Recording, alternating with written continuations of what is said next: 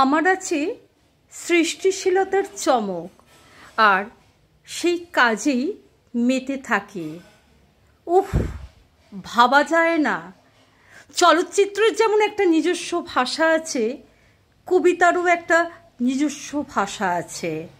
একজন কবিতাপ্রেমী মানুষ হিসেবে চলচ্চিত্রের ভাষার সঙ্গে বা এই শিল্পের সাথে কবিতাও একটা শিল্প, দুটো শিল্পকে মনের গহনে একসাথে সংযোগ ঘটিয়ে উদাত্ত কণ্ঠে বলি, আজ ৩রা সেপ্টেম্বর, মহানায়ক উত্তম কুমারের জন্মদিন। শুধু জন্মদিন বললে ভুল হবে, ১০০ বছর, জাস্ট ভাবা যায় না।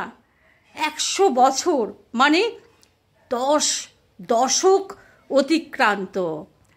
আবাল বৃদ্ধ বনিতা, সেই ছোট্ট শিশু থেকে আবাল বৃদ্ধ বনিতা সবাই উত্তম কুমারের ফ্যান।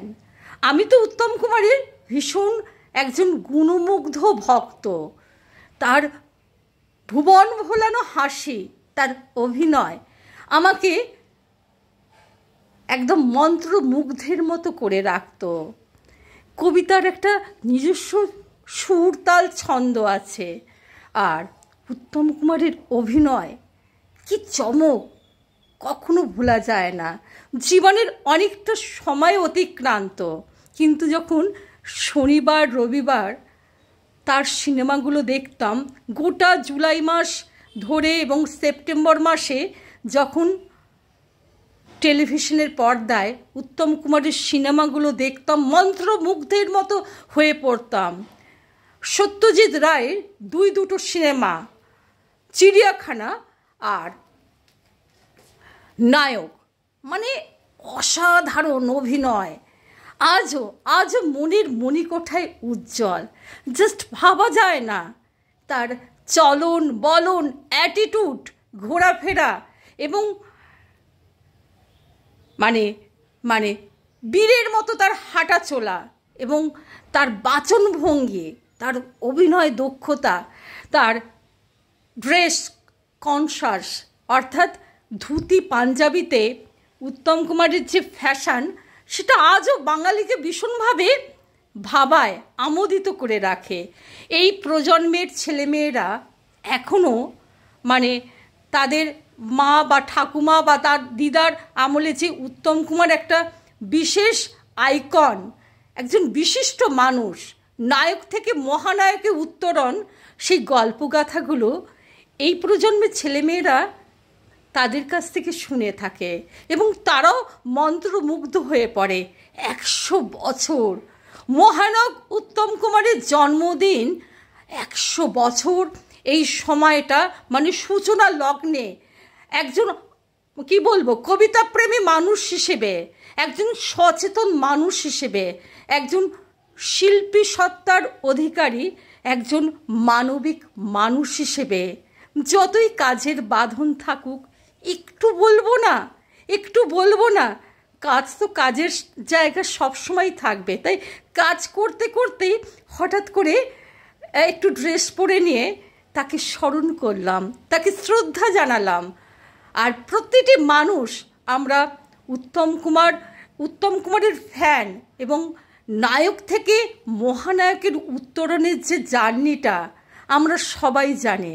মনে পড়ছে ৮০ সাল, খুব ছোট আমি, যখন বাড়িতে একটা ম্যাগাজিন এসেছিল মহানায়ক উত্তম কুমার, সেটা নিয়ে লুকিয়ে লুকিয়ে পড়েছি। দেখেছি চন্দননগরের গঙ্গার ধারে যারা বয়স্ক থেকে মাঝারি মধ্যবয়সী, প্রত্যেকেরই হাতে হাতে সেই ম্যাগাজিনটা, উত্তম কুমারের ম্যাগাজিনটা, গঙ্গার ধারে বসে সেই যে চেয়ারগুলো পাতা থাকে তারা পড়ছে। তিনি এতটাই দর্শক মণ্ডলীকে বা বাঙালিকে, আবাল বৃদ্ধ বনিতা, প্রত্যেকটা বাঙালি মনকে কিভাবে তাদের মনকে স্পর্শ করেছিলেন এবং মনের মণিকোঠায় তিনি আজও উজ্জ্বল। সেটারই একটা ছোট্ট ক্ষুদ্র সংস্করণ ধরা পড়ল আমার এই ছোট্ট সৃষ্টিশীলতার মাধ্যমে। তাকে শ্রদ্ধা জানাই, তাকে মনের গহন থেকে অনেক অনেক শুভ কামনা জানাই। হয়তো বা জীবনের অনেকটা সময় পেরিয়ে গেছে, কিন্তু মহানায়ক উত্তম কুমারের মতো এরকম একটা বিশিষ্ট মানুষের যে কি বলবো একটা আবেগঘন মুহূর্ত বা চরিত্র, সেটা আজ পর্যন্ত চোখে দেখিনি। তাই তিনি আজও আমার কাছে অধরা। মানে কি বলবো, সৃষ্টিশীলতার কলমে সরাসরি স্পিচ দিচ্ছি, কাজের মাধ্যম আছে, কাজের বাতাবরণ আছে, তবু এটুকু যদি বলতে না পারি তাহলে যে আমার এই যে কবিতা শিক্ষা আছে, এই শিক্ষার কাছে যে আমি ছোট হয়ে যাই। তাই যেটুকু পারলাম, যেটুকু বললাম, তাকে স্মরণ করলাম।